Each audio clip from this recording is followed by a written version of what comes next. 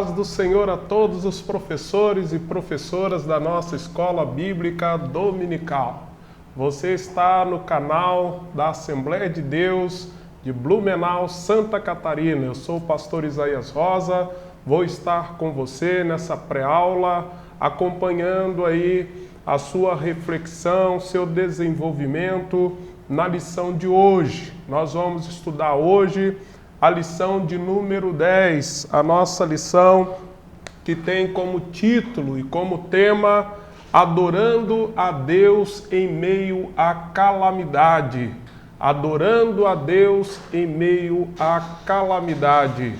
Então eu gostaria que você pegasse aí a sua lição, a Bíblia Sagrada, alguns rascunhos aí para fazer anotação e nos acompanhe, porque com toda certeza você vai dar uma aula muito melhor neste domingo, porque nós vamos caminhar junto em mais uma lição deste trimestre, em que estamos desenvolvendo aí bastante conhecimento e aprendizado na Escola Bíblica Dominical. Queremos deixar aí a nossa gratidão aos irmãos que têm nos acompanhado toda semana, enviando aí a sua palavra e também a sua sugestão para nossas aulas de cada semana.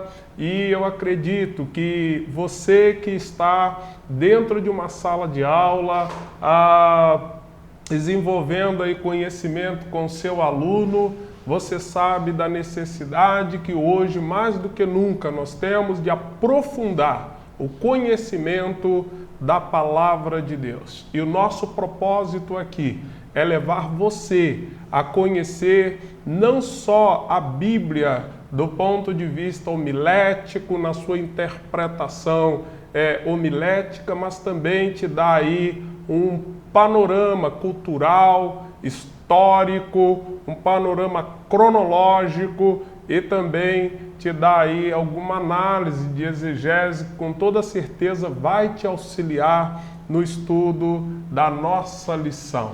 Eu deixo aí então para você a nossa gratidão e o reconhecimento por saber que você, professor e professora, que vem militando durante todo este ano, está acompanhando essas lições para melhorar ainda mais o seu trabalho. Deus te abençoe. Vamos aí então agora para a nossa recomendação. Nós estamos aí deixando uma recomendação para os nossos professores da Escola Bíblica Dominical desta semana. Com certeza esta recomendação ela vai ajudar aí no desenvolvimento da sua lição. Manual Bíblico Vida Nova. Este manual ele tem muito recurso, não só para você ter aí um auxílio da geografia da lição, mas para você também conhecer um pouco do contexto histórico em que se deu a nossa lição. Então eu acredito que você vai aproveitar aí bastante a nossa lição através do Manual Vida Nova. Ele não é apenas um manual que vem explicando os textos bíblicos, mas ele também vem trazendo muito subsídio com mapas, com achados arqueológicos, com um pano de fundo cultural, e você vai ter aí uma ferramenta de auxílio para a lição da Escola Bíblica Dominical deste domingo. Então fica aí a nossa recomendação para esta semana aí da sua Escola Bíblica Dominical. A nossa lição de hoje está sendo dividida aí pelo menos em 3 partes. Nós vamos estudar hoje o Reino do Norte e o Reino do Sul, como já está aí na nossa tela. Nós vamos estudar ainda na segunda parte da nossa lição o rei Jeosafá e na terceira parte da nossa lição Jeosafá e seus inimigos. Vamos iniciar então olhando o texto áureo da nossa escola bíblica desta semana. O texto áureo está em Salmo 136, versículo 1, que diz assim: Louvai ao Senhor, porque Ele é bom, porque a sua benignidade dura para sempre. A verdade prática diz da seguinte maneira: a nossa fé em Deus leva-nos a adorá-lo em meio às crises e dificuldade. A nossa fé em Deus leva-nos a adorá-lo em meio às crises e dificuldade.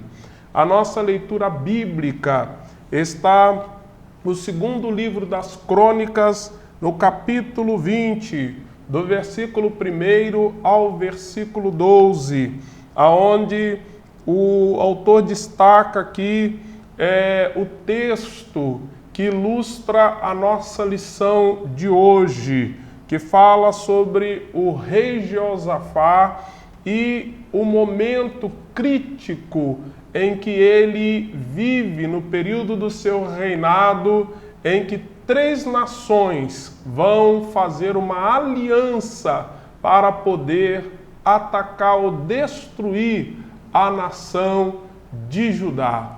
E Jeosafá vai precisar de uma intervenção de Deus, de uma orientação divina para ele vencer essa batalha, que era algo que estava acima das suas possibilidades. Nessa lição, nós vamos conhecer uma estratégia que Deus vai trazer aí para o rei Jeosafá e que vai resultar aí numa grande vitória em meio a uma situação, a um quadro de calamidade, um quadro que denunciava um momento crítico para a nação de Israel. No texto que nós estamos estudando, nós podemos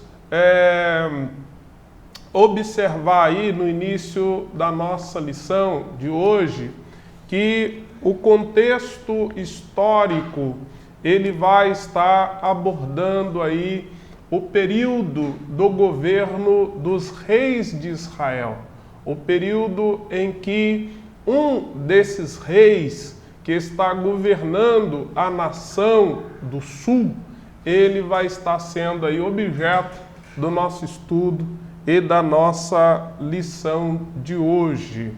A divisão do Reino do Norte e do Reino do Sul.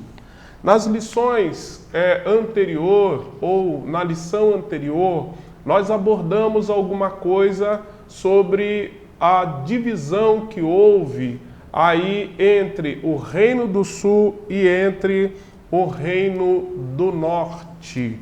Mais ou menos aí no ano de 924 a.C., Roboão, que sucedeu o rei Salomão, ele, no início do seu governo, ele dividiu a nação aí numa rebelião que houve entre as tribos que estavam no norte e as tribos que estavam no sul. Nessa divisão em que houve, nesta época ou nesta ocasião, 10 tribos, dentre elas as tribos de Simeão, tribo de Dan, Efraim, Manassés, Issacar, a tribo de Zebulon, a de Azer, Naftali, Gade e Ruben. Essas 10 tribos, elas então se separaram, formando aí o Reino do Norte com a capital em Samaria. Esta então ficou sendo conhecida aí como o Reino de Israel ou o Reino do Norte, cuja capital era Samaria. Então, o país foi dividido aí em norte e sul. As tribos que ficaram no sul foram as tribos de Benjamim e a tribo de Judá. Foram as duas tribos que ficaram no sul, enquanto 10 tribos ficaram no norte. Na época, o rei que ficou reinando no norte foi Jeroboão, e o rei que ficou reinando no sul foi o rei Roboão, descendente de Salomão. Bom, na lição que nós estamos estudando, no sul, nós já estamos no 4º rei que está reinando na capital Jerusalém. No norte, os reis que passaram pelo norte, os reis que foram reis do norte, nós vamos observar que foram assim, reis que a Bíblia diz que fizeram o que era mal perante os olhos do Senhor. A maior parte dos reis foram reis que se inclinaram à idolatria, que se inclinaram à feitiçaria, foram reis que não se submeteram às leis do Senhor. Então, os reis do norte eram reis que tinham uma prática religiosa muito voltada para a religiosidade cananeia. E dessa maneira, eles acabaram conduzindo a nação também para uma decadência espiritual, para uma condição espiritual aí que compromete totalmente a nação do norte. É uma nação, um governo que vai durar aí uma média de 200 anos, porque esta parte do reino é uma parte que vai estar envolvida diretamente com práticas de idolatria. Nós temos aí uma lista de reis do norte que governaram nesse período de 200 anos. Jeroboão, Nadab, Baasa, Elá, Zinri, Onri, Acabe, Acasias, Jorão, Jeú, Jeoacás, Gedaías, Jeroboão II, Zacarias, Salum, Menahem, Pecaías, Peca, Oséias, e o último aí no caso foi a época do domínio assírio.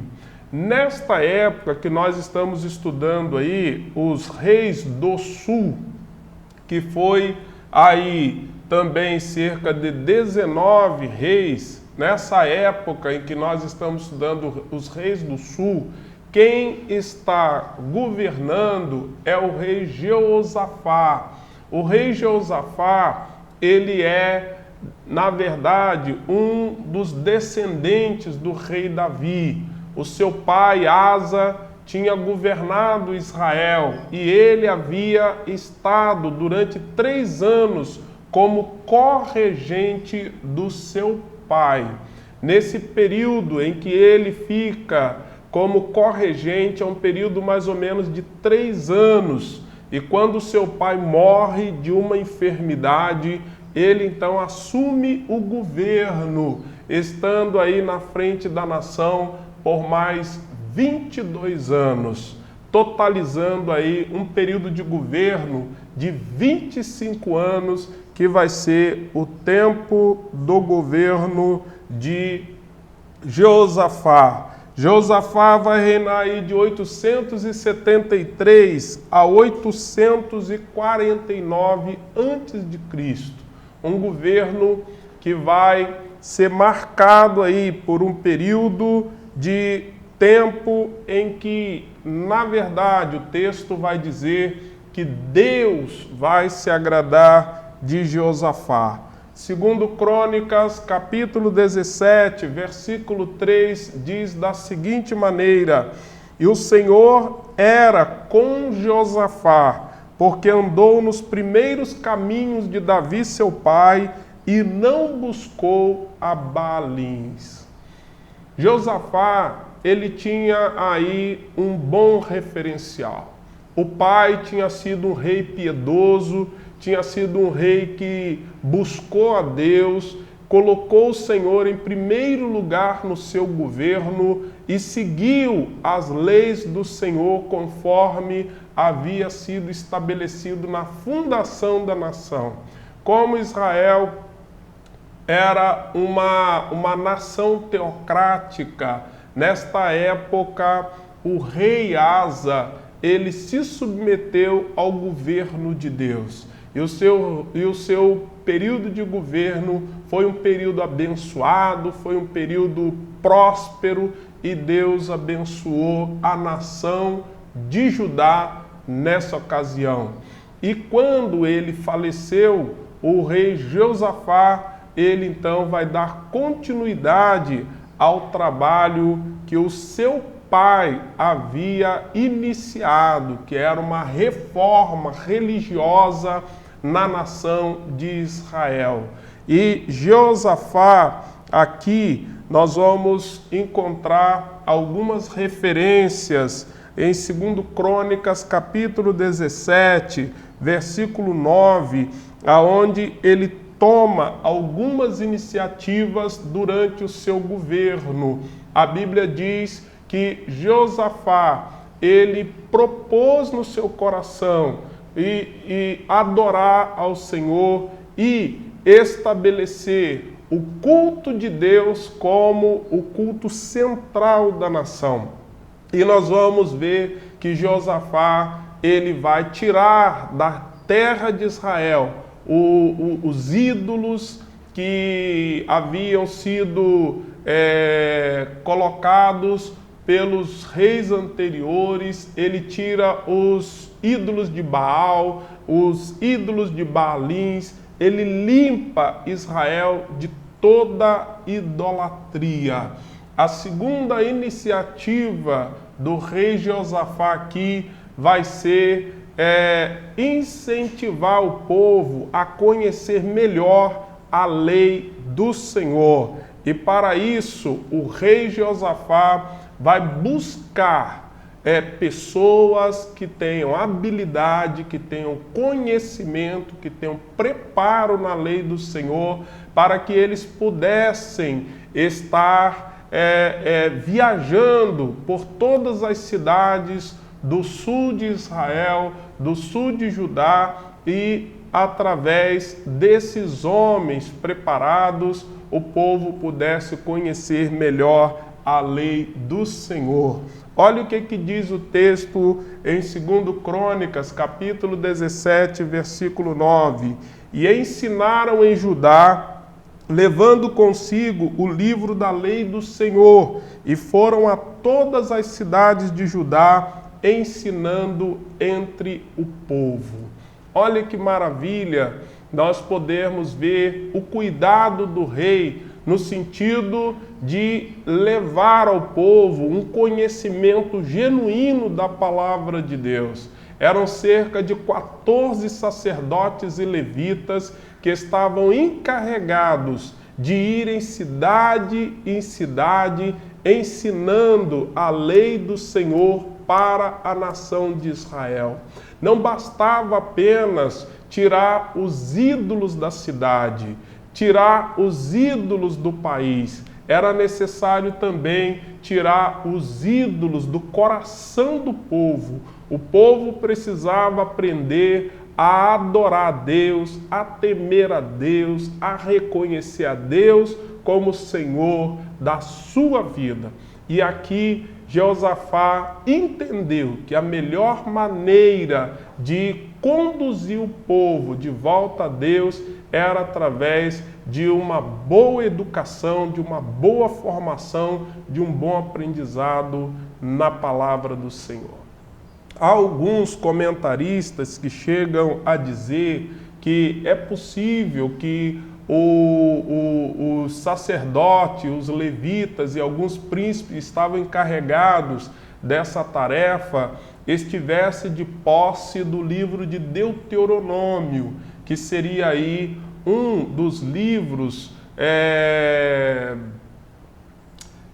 que daria a fundamentação para que o povo pudesse relembrar os tempos em que eles ficaram no deserto e que Deus deu ali algumas orientações através de Moisés para que quando eles entrassem na terra, eles não se associassem com práticas de idolatria e práticas de feitiçaria.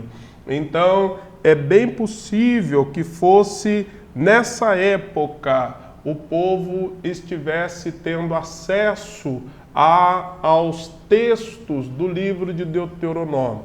É a primeira vez que nós encontramos assim a Bíblia Sagrada mostrando vários líderes de Israel ocupados em ensinar, em instruir, em orientar o povo de Deus na palavra do Senhor nosso Deus. E o resultado que nós vamos ter aí, através desse trabalho que Josafá empreende na nação de Israel, a Bíblia vai dizer em 2 Crônicas 19, de 4 a 11, que o resultado é um grande avivamento. A Bíblia diz que cai um temor sobre o povo, cai um respeito sobre o povo, e o povo, naquele momento, passa a entender, passa a compreender que o Senhor Deus é o Deus único e o Deus da nação de Israel. O que eu entendo, professor?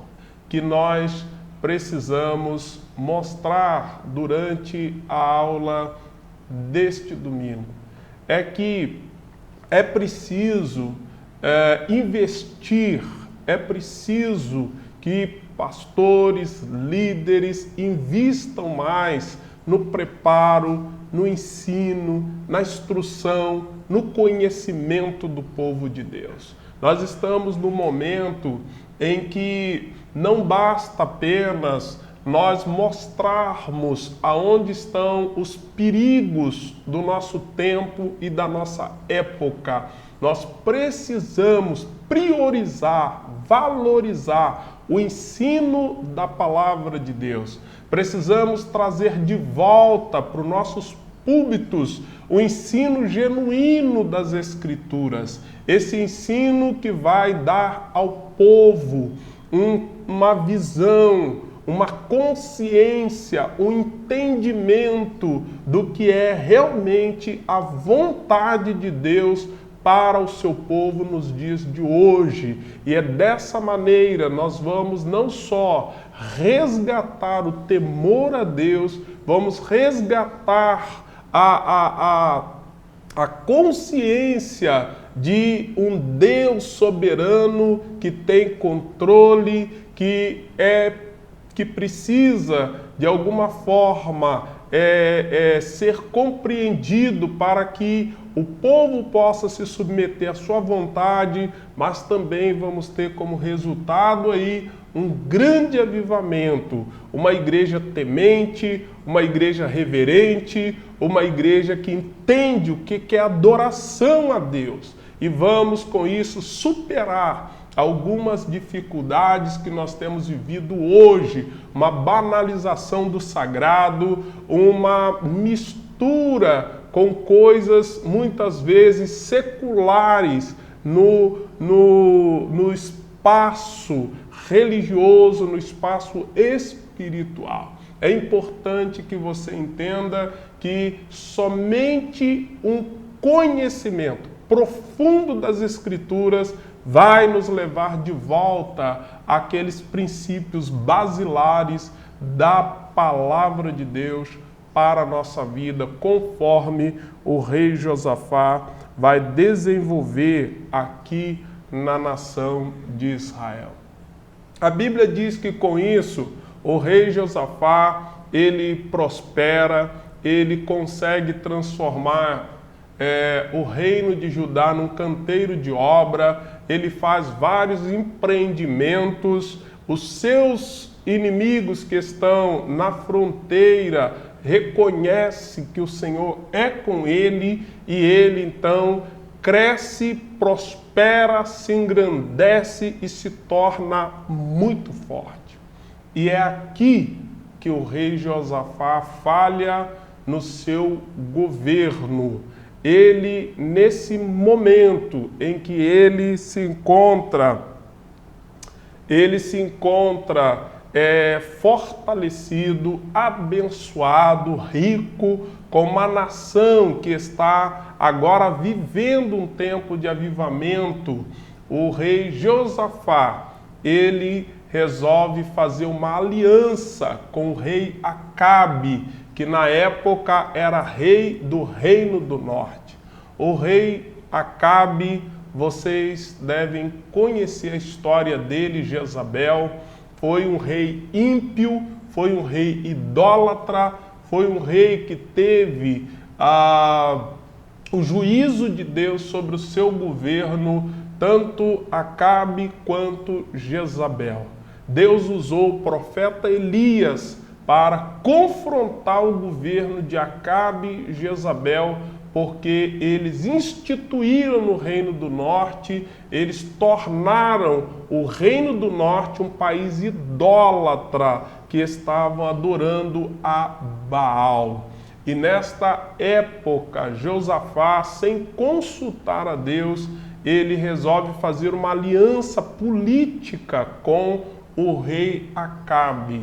Ele casa o seu filho com uma filha de Acabe chamada Atalia, e as duas famílias acabam se tornando aí famílias de parentesco. Uma segunda aliança que ele faz com o rei Acabe é, nesta época, unir os dois exércitos, o exército do Reino do Sul e o exército do Reino do Norte, para que eles pudessem resgatar uma cidade que estava do outro lado do Jordão, chamado Ramote de Gileade. Era uma das cidades que pertencia a Israel, e numa guerra com a Síria havia tomado esta cidade, e agora Acabe tinha a intenção de resgatar essa cidade de novo para Israel. Então ele pede ajuda de Josafá, e Josafá assume então a aliança com Acabe de unir os dois exércitos para ir à guerra contra os sírios, ou os sírios que estavam em Ramote de Gileade. Meus irmãos, nós devemos ter um cuidado muito grande quando as alianças vão aparecendo e muitas vezes demonstrando ser vantajosas, mas a realidade é que quando você está na direção de Deus, empreendendo um projeto de Deus, você sempre vai ser assediado por alguém que não está na direção de Deus e nem comprometido com os mesmos valores e os mesmos princípios que você tem.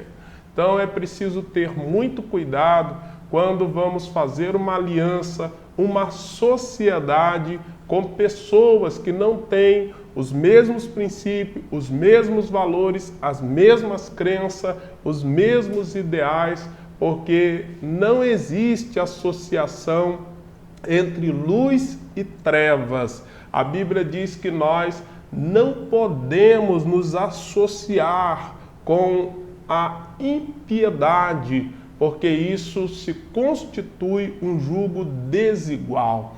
E Josafá, ele faz uma aliança com Acabe, e essa aliança, ela vai ser uma pedra de tropeço na vida de Josafá.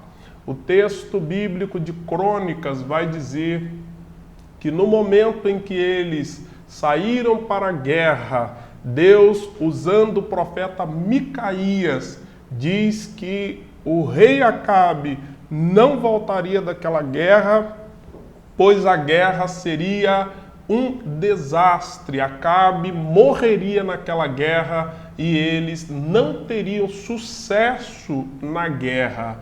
Acabe, então, temendo que a profecia de Micaías se cumprisse, ele pediu para o rei Josafá se vestir com as roupas reais, e ele se vestiu como um soldado comum e entrou na guerra.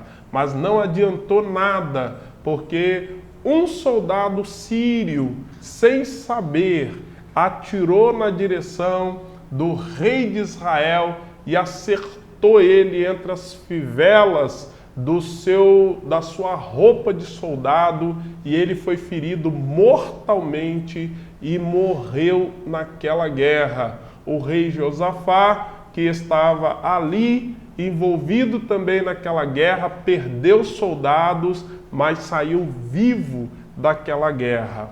Diz o texto que Josafá deveria ter de 950 mil a 1 milhão de soldados, mas naquela guerra Acabe é derrotado, Josafá também é derrotado, e ele, ao retornar daquela guerra, é repreendido pelo Senhor, porque ele havia assumido uma aliança errada, uma aliança negativa com o rei do norte.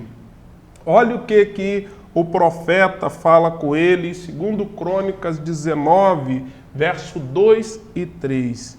E Jeú, filho de Anani, o vidente, saiu ao encontro do rei Josafá e lhe disse: devias tu ajudar ao ímpio e amar aqueles que odeiam ao Senhor?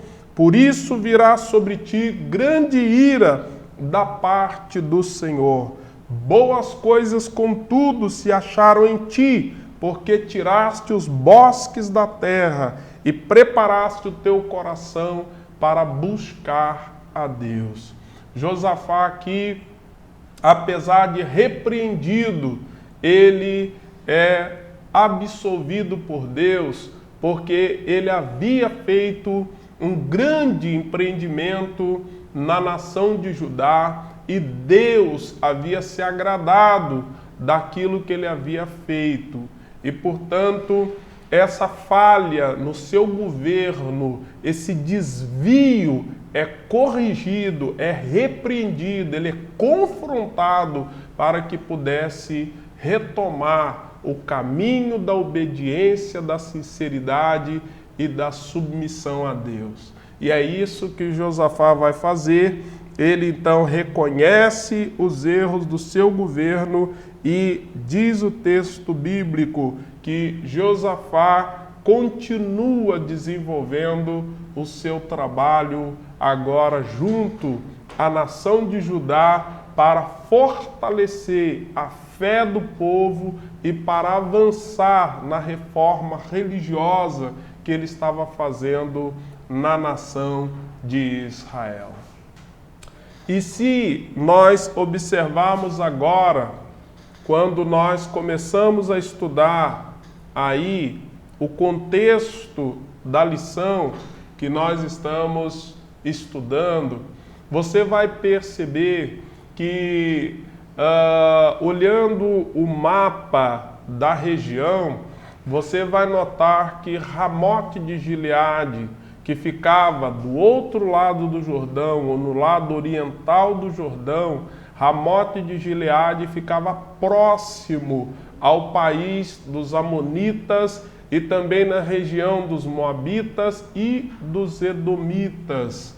Esse povo que estava do outro lado do Jordão deve ter acompanhado a guerra que houve entre os sírios e a aliança de Acabe com Josafá, e percebeu que eles haviam sido derrotados na guerra contra os sírios.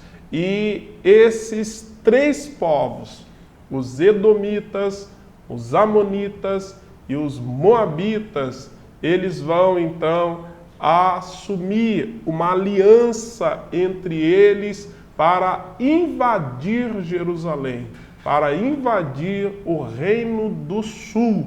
E nessa ocasião, então, o povo vai estar aqui aliançado, eles vão unir os seus exércitos para atacar o reino do sul. Olha o que diz 2 Crônicas, capítulo 20, versículo 1. E sucedeu que depois disto, os filhos de Moabe e os filhos de Amon, e com eles outro dos amonitas, vieram a peleja contra Jeosafá. Aqui, quando o texto diz, e sucedeu que depois disso o quê? Depois daquela guerra que havia acontecido lá no norte de Israel, do outro lado do Jordão, onde Acabe e Josafá perderam aquela guerra. Depois então daquela guerra, esses três países, Amon, Moabe e Edom, se uniram e se levantaram contra o reino do sul, contra o reino de Jeosafá. O objetivo deles era atacar a nação e destruir Jerusalém e assumir aí o controle do reino do sul. Josafá, nesta época, apesar de estar com uma nação espiritualmente fortalecida, mas do ponto de vista bélico, do ponto de vista dos seus exércitos, ele estava com uma deficiência de soldados para enfrentar aquelas nações que viriam ou estavam vindo contra a nação de Israel. Quem eram esses inimigos ou quem eram esses povos? Do outro lado do Jordão, próximo à região do Mar Morto, era onde estavam esses povos que haviam desenvolvido naquela região as suas nações. Na verdade, os edomitas eram descendentes de Esaú, irmão de Jacó, e, portanto, os edomitas eram parentes dos israelitas ou da nação de Israel. O outro povo era os povos de Amon e de Moabe. Os amonitas e os moabitas eram filhos de Ló. Ló com as suas filhas na ocasião que eles saíram de Sodoma e Gomorra. Então, Ló dormiu com as próprias filhas e naquele ato do incesto nasceu então dois filhos, um com o nome de Amon e o outro com o nome de Moabe. Esses dois filhos se tornaram duas nações que de alguma forma também tinham parentesco com o povo de Israel. E quando Israel estava saindo do Egito e passaram por aquelas terras, terra de Moabe, terra de Edom, terra de Amon, Deus disse para eles que não atacassem esses povos, porque eram parentes e, portanto, eles deveriam ser poupados, porque Deus não tinha projeto de destruir aquelas nações por causa de as suas ligações no passado com algum dos patriarcas. Então, nesse caso, esse povo, os amonitas, os moabitas, apesar de serem povos que estavam envolvidos com idolatria, que tinham uma inimizade muito grande contra o povo de Israel, Deus não havia permitido que essas nações fossem atacadas, que essas nações fossem destruídas na época da conquista de Canaã. E por isso essas nações ainda estavam ativas na época agora do quarto rei chamado Josafá.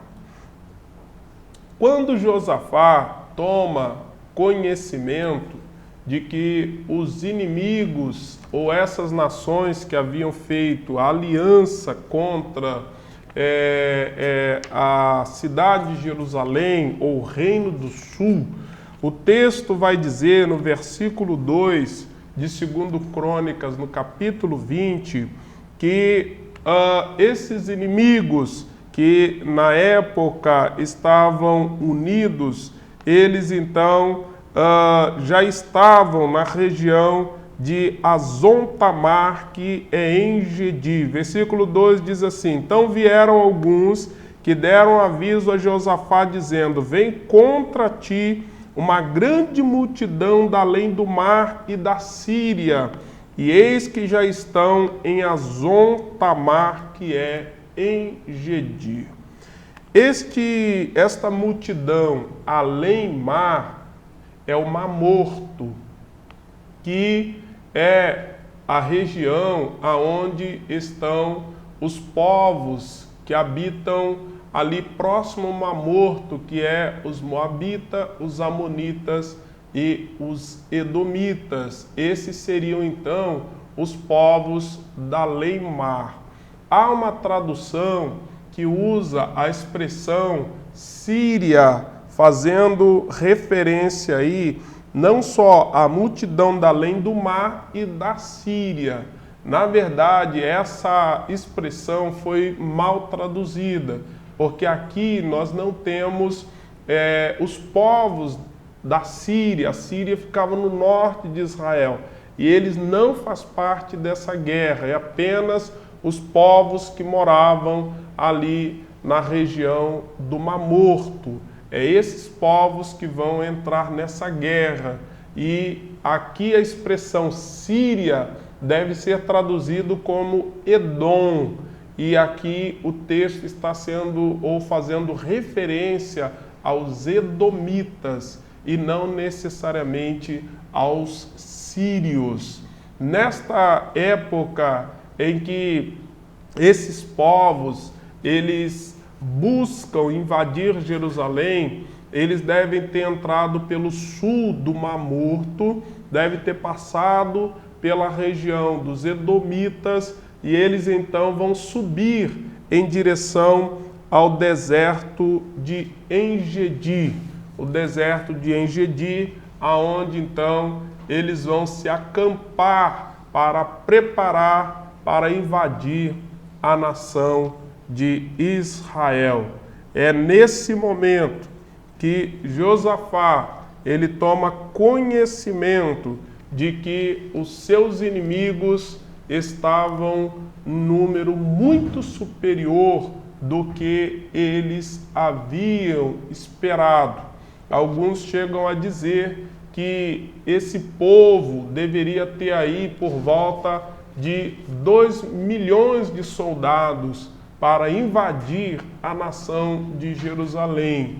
Não sabemos se realmente havia 2 milhões de inimigos ou 2 milhões de soldados, mas alguns estudiosos, alguns pesquisadores chegam a conjecturar que essas 3 nações juntas deveriam totalizar aí em mais de 2 milhões de soldados. E Josafá, ele não tem condições de enfrentar todo esse exército. Ele está vivendo aí um desafio gigantesco naquele momento em que a nação está fortalecida espiritualmente, mas o seu exército não está pronto para enfrentar aí mais esse desafio. O que Josafá vai fazer agora naquele momento crítico? Ele não vai buscar ajuda no norte, ele não vai fazer aliança com o Egito. Ele, naquele momento, Josafá, ele resolve tomar algumas iniciativas que vai marcar aí a sua época, o seu governo. E eu acredito que foi a iniciativa mais acertada que ele tomou naquele momento. A primeira coisa que ele fez foi apregoar um jejum nacional. Ele convocou o povo a buscar ao Senhor. E nesse sentido ele colocou o povo de joelho, colocou o povo diante de Deus, colocou o povo para buscar o favor do Senhor.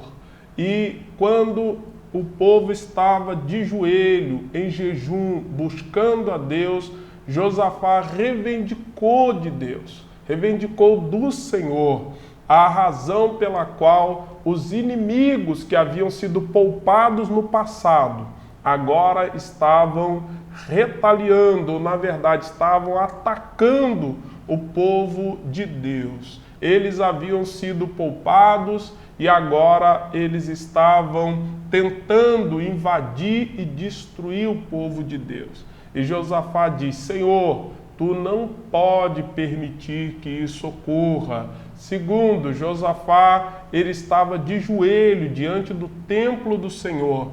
E ele diz que o Senhor havia consagrado aquela casa para que quando houvesse um perigo iminente, o povo pudesse recorrer a Deus naquela casa e reivindicar o favor de Deus em prol da sua nação e do seu povo. E essa primeira iniciativa de Josafá, colocar o povo em jejum, colocar o povo de joelho, foi a maneira mais acertada que ele poderia fazer. A segunda coisa que Josafá fez foi aguardar a resposta de Deus. O que Deus diria, o que Deus orientaria para que eles pudessem fazer naquele momento de calamidade. E o texto diz que foi nesse momento que Deus levantou um profeta no meio do povo de Deus. Um profeta que se levanta ali no meio da nação de Judá. E esse profeta, então, diz a Josafá que ele não deveria se preocupar, porque aquela peleja ou aquela batalha não era deles, mas era o Senhor que pelejaria pelo seu povo, pela nação de Israel. Eles não deveriam fazer nenhum tipo de esforço para se defender, porque Deus estaria assumindo o controle daquela guerra. Meus irmãos, como é que Deus, ele valoriza quando nós confiamos nele, quando nós colocamos o coração diante dele. Josafá tinha crédito diante de Deus. Ele havia preparado o povo espiritualmente, ele havia formado, educado, instruído o povo a confiar em Deus. E agora a nação estava muito bem preparada para poder enfrentar aquela calamidade. Não foi simplesmente um momento em que o povo resolve buscar a Deus. Eles já vinham buscando a Deus, eles já vinham reconhecendo o senhorio, a autoridade, o governo de Deus. E agora eles estavam preparados para enfrentar uma calamidade, para confiar em Deus e para submeter a Ele a sua vontade. Nós precisamos entender que não é na hora da calamidade, não é no momento da dificuldade que você deve orar. Não é somente nessa hora.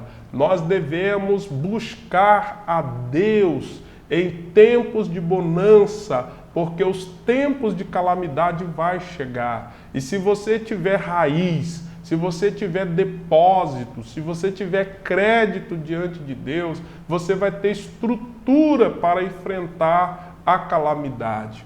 A Bíblia diz que aquela casa que foi edificada na rocha, mesmo vindo a tempestade e todo tipo de dissabor, a casa não caiu, porque estava edificada na rocha.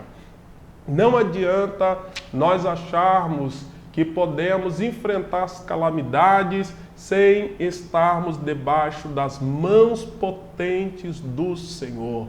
Precisamos valorizar a nossa vida de comunhão, a nossa vida de intimidade, a nossa vida de meditação diante de Deus, porque quando chegar o momento da crise, quando chegar o momento da luta, você vai poder superar essas lutas e essas dificuldades com muito mais equilíbrio, com muito mais sobriedade.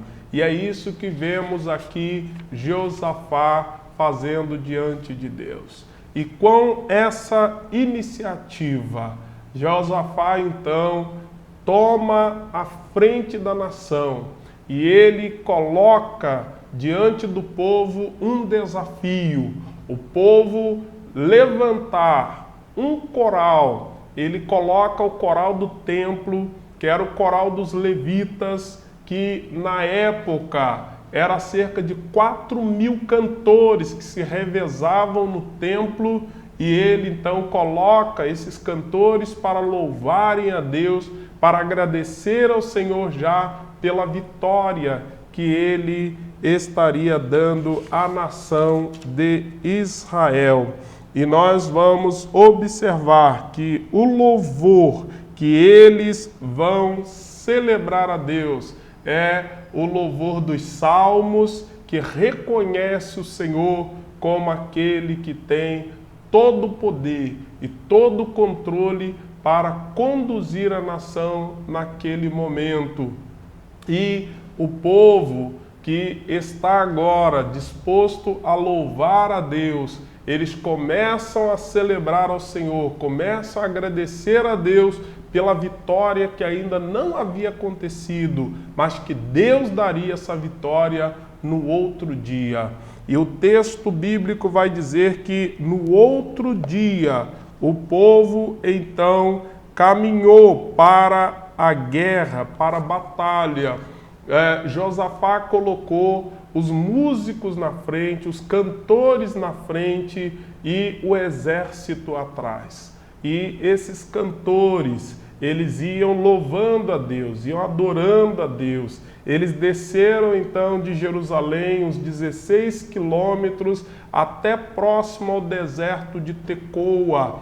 E quando eles chegaram naquela região, a Bíblia diz que o povo de Deus foi louvando ao Senhor, foi agradecendo a Deus, e o exército que estava lá no deserto, a Bíblia diz que o Senhor colocou uma confusão no meio dos soldados inimigos e eles começaram a lutar entre si.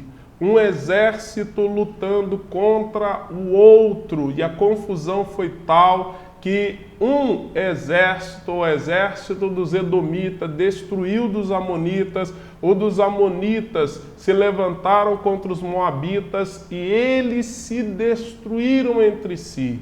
E quando o povo de Israel chegaram no deserto de En-Gedi, quando eles chegaram naquela região, diz a Bíblia que os soldados eram só corpos caídos, apenas corpos mortos, e Deus havia dado a vitória e o livramento à nação de Israel.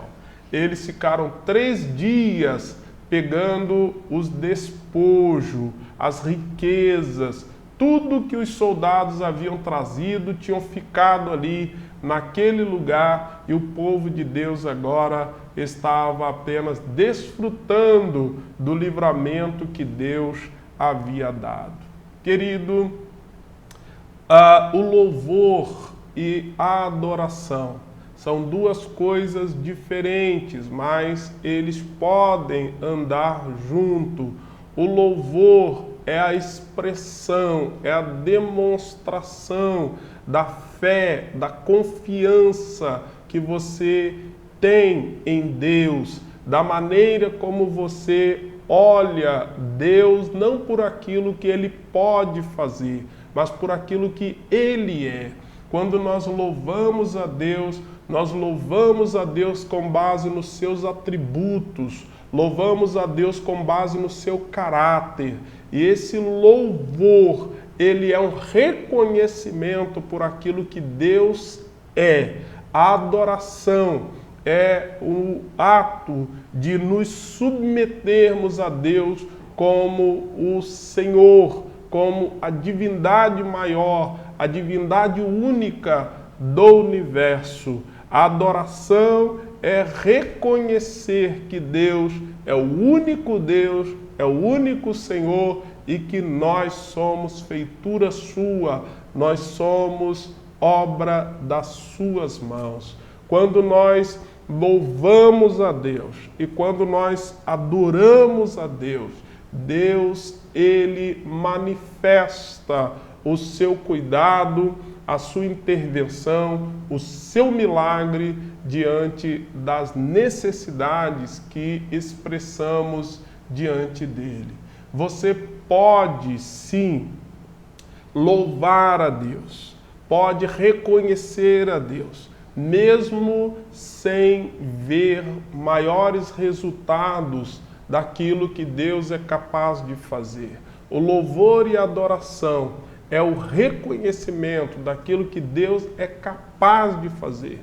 E você deve crer, mesmo que você não esteja vendo aquilo que Deus está fazendo, você deve crer acima dos sentimentos, acima das circunstâncias, acima das situações contrárias que tiverem diante de você. O resultado você poderá ver depois. O povo estava louvando a Deus e eles não viram os inimigos sendo destruídos. E quando eles chegaram no deserto, os inimigos estavam todos derrotados. É assim que Deus faz. Você louva, você adora, você reconhece o Senhor e Ele faz aquilo que Ele tem poder de fazer na nossa vida. O louvor é a expressão, o louvor é a demonstração da nossa confiança no caráter, nos atributos de Deus. Estamos chegando aí ao final da nossa lição e a conclusão da lição diz o seguinte: a história de Josafá é uma história de proezas. Ele buscou o Senhor em jejum, oração e adoração, e Deus lhe concedeu a vitória em tempo de crise. Se você está enfrentando como rei Josafá uma terrível crise, não desanime, não se renda diante das ameaças do inimigo. Ore, jejue, adore e veja o livramento do Senhor. É isso, professor e professora, que você deve orientar os seus alunos nesta semana para que eles tenham aí um bom aproveitamento na lição de hoje. A próxima semana nós vamos estudar a lição de número 11. É a lição que vai trazer como tema o socorro de Deus para livrar o seu povo. O socorro de Deus para livrar o seu povo. Eu espero você aqui comigo no canal da Escola Dominical para nós estudarmos mais uma pré-aula. Eu acredito que vai ser uma oportunidade de crescimento e maturação para a sua vida espiritual. Uma boa aula, que Deus abençoe no nome de Jesus.